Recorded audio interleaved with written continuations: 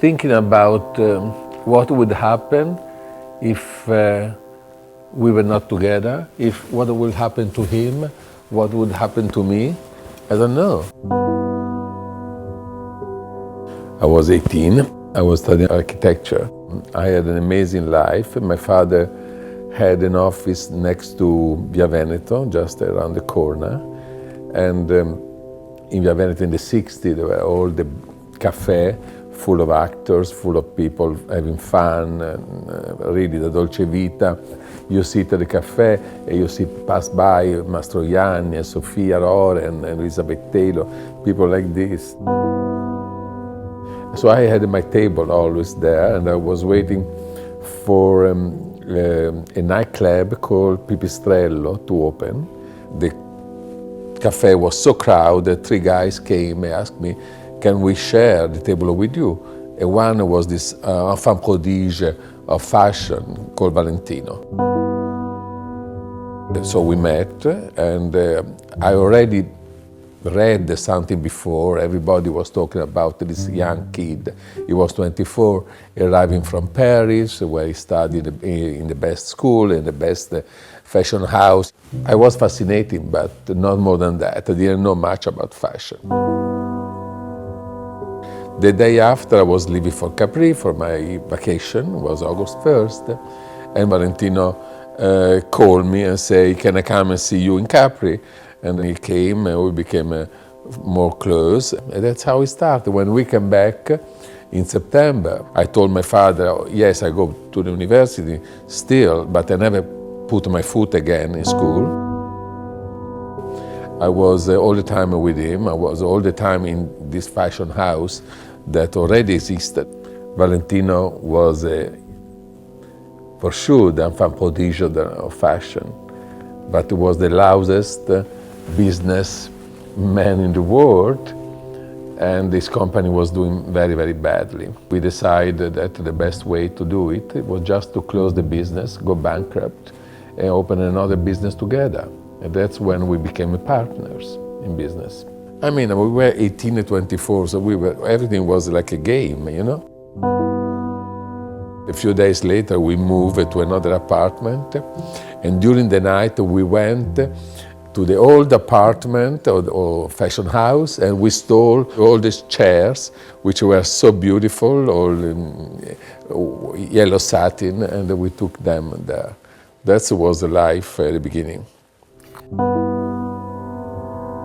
You know, for me, starting to work with Valentino was not a real work. For me, I was helping a friend. I was helping somebody I love dearly.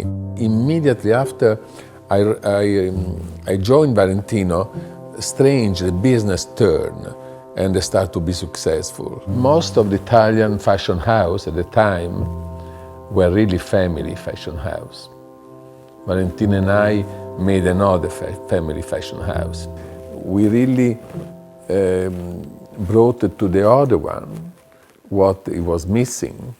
It was me and him, me supporting his creativity and doing everything else. We were free. We were free to do whatever we wanted. It was also a moment in which fashion was starting to grow into a business. It was very difficult for me to find an accountant, so I had to do everything. But I also was able to create new aspects of fashion. There was no advertisement in fashion, but there was never an advertising with a story inside, with important mannequins done by photographer. And I guess I was the first one to do it. Even the show were not as today. The show were girls on a runway with a number in the hands, and we changed everything. We met a choreographer who put music during the show and made the design more interesting. And that's what was the difference between me and the management today. And then the business grew, and after the 70s, where it was the time of pure creativity, fun. I think that the 70s can be described as fun. Fun in inventing fashion, fun in having fun. In the 80s, you start to make money, really, because we invented what was called licensing. Valentino came out with this idea of his logo, of a V.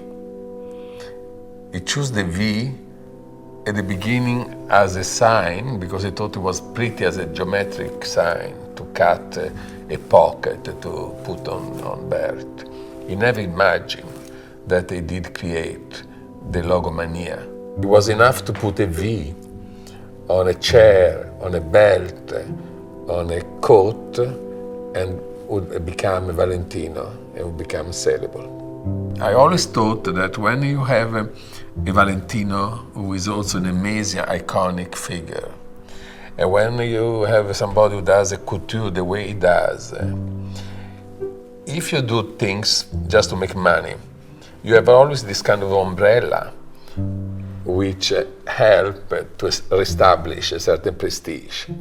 So I always thought that we have to start there to become very, very strong in the top, and then down we can make the money. And that's exactly what we did. And that's why the company grew and became very successful and very important. In the 90s, of course, arrived a big company and a big conglomerate. And that is the reason for which at the end of the 90s, we decided to sell.